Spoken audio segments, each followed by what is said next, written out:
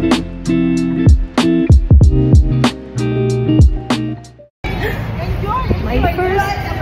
first Fashion Week, Paris Fashion Week experience. Let's go. So, papunta na sa location. Oh, ito yung location. Let's go. Pagdating namin sa location, ang first show is ongoing. So, kailangan namin mag-intay ng break para makapasok kami. At ito ay pa-event ng Global Glam Fashion, na ang CEO ay isa ring Pinay, si Miss Dang.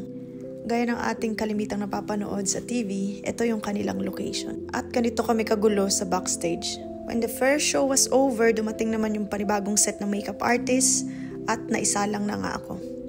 Well, mabilisan lang to, may isang nag-aayos ng aking buhok at may nag-aayos ng aking mukha. Since medyo maraming model, ayan, very light lang or mabilis lang yung makeup, hindi na nga ginalaw yung kilay ko, naglagay na rin ako ng sarili kong false eyelashes. Inayos ko rin yung contour at syempre ang lipstick. How I wish my makeup artist friend, Con Ramos, was here. At dahil nagkagulo na rin sa schedule, wala na rin practice. After ng makeup, ibinigay na sa amin ang aming mga outfits. Bata pa lang ako, namulat na ako sa mundo ng pageants. At pangarap ko talagang mag-model. Well, hindi naman tayo ganong katangkaran at kagandahan. Charot. Pero depende na lang kung nasang bansa ka. Siguro nasa maling bansa lang tayo nung nasa Pilipinas ako. Kasi dito sa Europe, very diverse yung pag-appreciate nilang ng beauty. And since nagsimula ako ng panibagong buhay dito sa Germany, isinintabi ko muna itong pangarap kong maging model. Kala ko nga tapos na, hanggang doon na lang. Okay na. Pero pag nakaguhit talaga sa kapalaran mo, God will make a way. Anyway, this collection is from Daphne's Couture by Chloe. Halos lahat sa amin ay first time rumampas sa Paris Fashion Week. At alam niyo ba kung bakit ako sumali ulit ng pageant last year? Yun ay hindi para manalo, kundi para magbukas yung iba't ibang opportunity kagaya na lang nito. Sobrang nakakataba ng puso. I'm really grateful kasi akala ko nag-close na yung chapter ng pangarap ko na ito. Pero hindi pala, nagpahinga lang. God's timing talaga. Huwag nating ipilit kung hindi para sa atin. Kasi kung para sa atin, very smooth yung magiging daan yan. Kahit wala kang gawin, yung opportunity yung lalapit sa iyo. You just need to say yes. Parang hanggang ngayon, di pa rin ako makapaniwala. From being a probinsya girl to walking on Paris Fashion Week. Akala ko yung mga sikat lang o mga bigatin lang yung pwedeng rumampa dito.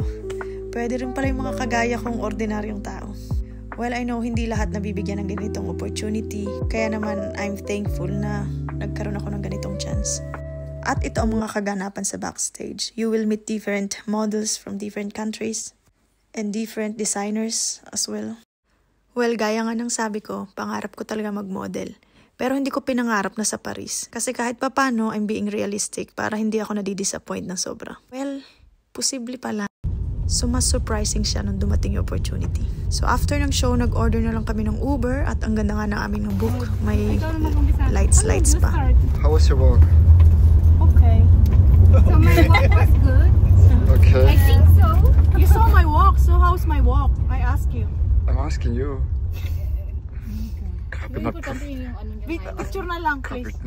At dahil nagutom ang mga persons after ng show, at na-deprive kami ng ilang araw, charot, ito ang in-order namin, something fatty. And then, tumambay lang kami sa lobby ng hotel, hanggang antukin ang lahat. Kung umabot kayo sa video na ito, let me know kung taga saang bansa kayo at anong oras nyo to napanood. So, thank you for watching and see you on my next vlog. Bye!